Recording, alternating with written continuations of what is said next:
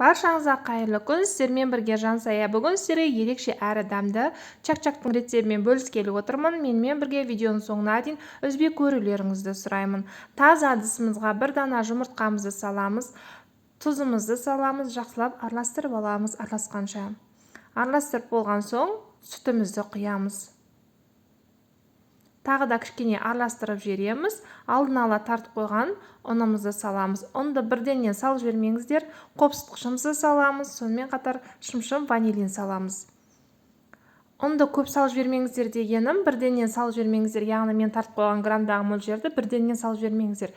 Себебі әр ұн әртүрлі. Біздің қамырымыздың сұйықтығы дәл осындай болу керек. Қою болып кетпеу керек. Егер қою болып кетсе, сүт тамызып осылай сұйылтып алсаңыздар болады. 20 минутқа қойып қоямыз. Енді біз сиропын дайындаймыз. 1 стакан құмшекер, жарты стакан суымызды құямыз және кішкене ғана лимон салып отқа қоямыз. Қайнаған соң 3-4 минут қайнатып аламыз.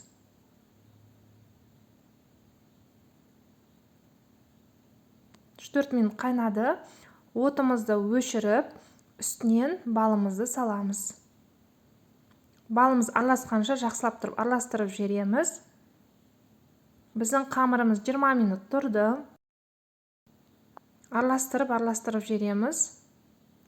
Майымызды отқа қыздырып, қызғаннан кейін осылай кекпірдің ортасына қамырымызды құйып отырып, осылай чак-чагымызды пісіріп аламыз. Егер чак-чак, яғни қамырларыңыз қою болып кетсе, осы кекпірдің үстіне қамырыңызды құя отырып, қасықпен қозғап отырып түсірсеңіздер болады. Немесе сүт құйып, жақсылап араластырып, сұйылтып алсаңыздар болады.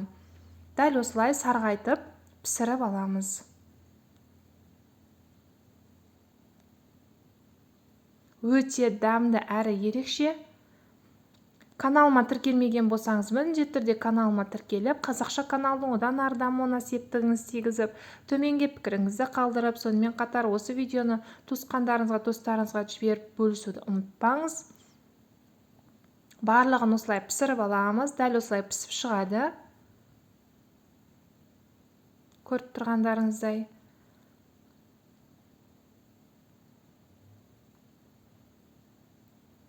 Енді осыған барлық пісіріп алған чак-чагымызды саламыз.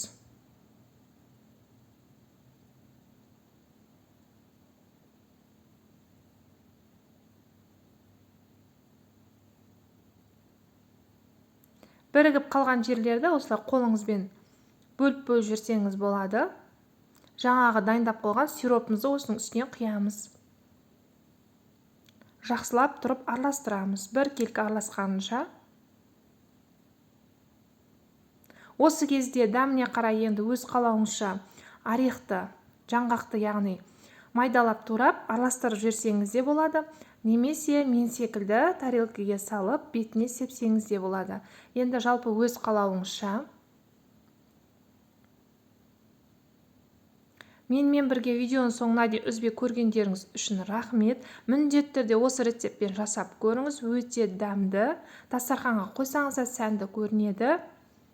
Каналыма тіркелмеген болсаңыз, міндетті түрде тіркеліп алуды ұмытпаңыз. Істеп көріңіздер, ас болсын.